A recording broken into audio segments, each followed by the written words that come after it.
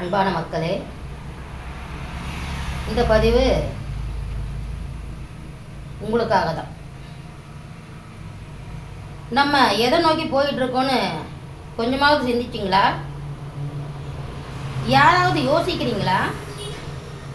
எந்திரிக்கணும், பரபரன்னு கிளம்பி உழைக்கிறதுக்கு ஓடணும், அங்கே உழைச்சதுக்கப்புறம் வீடு திரும்பணும், வீட்டுக்கு வந்தோடனே வீட்டில் இருக்கிறத வெந்தது வேகாத்தி தின்னுட்டு தூங்கணும், மறுபடியும் எந்திரிக்கணும், மறுபடியும் ஓடணும், மறுபடியும் உழைக்கணும், மறுபடியும் வரணும், மறுபடியும் சாப்பிடணும், மறுபடியும் தூங்கணும்.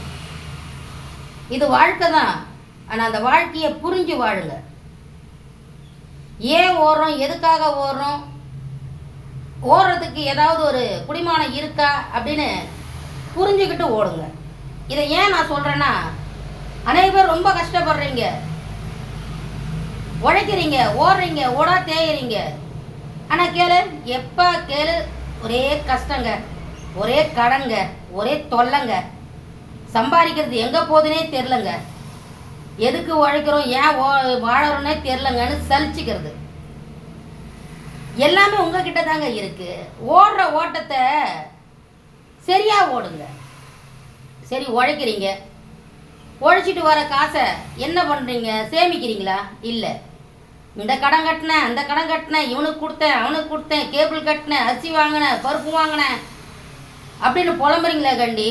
குடிக்கிறதுக்கு செலவு பண்ணன்னு யாராவது சொல்கிறீங்களா? யாரும் சொல்கிறது இல்லை.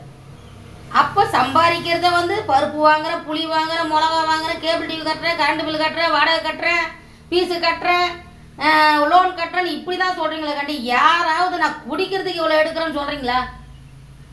அதையும் சொல்ல மாட்டீங்க. அதுவும் செலவு தானே, அது எதுவும் சொல்ல மாட்டீங்க? சொல்லுங்க, அதை நிறுத்துங்களேன். உங்களுக்கு யோசிக்கிற தன்மை வரும். நீங்கள் யோசிக்கிறதுக்கு முடியாமல், ஐயோ இவ்வளோ பிரச்சனைக்கு இப்போ குடிச்சிட்டு வந்தால் அது சரியாக போயிடுமா? குடிச்சிட்டனால இருக்கிற பிரச்சனையெல்லாம் அப்படி நிற்க போதா? நான் போக மாட்டேன்னு, இல்லை நான் போயிடுறேன்னு சொல்ல போதா? ஒன்றுமே கிடையாது. கடனும் நம்ம தான் வாங்குகிறோம், கடனும் நம்ம தான் கட்டுறோம். ஏன் கடன் வாங்குகிறோம்? வாங்கின கடனை கட்டி தானே ஆகணும். கொடுக்குறவன் நம்பி தானே கொடுக்குறான் கடனை. இவங்க கொடுப்பாங்கன்னு நம்பி தானே கடன் கொடுக்குறாங்க.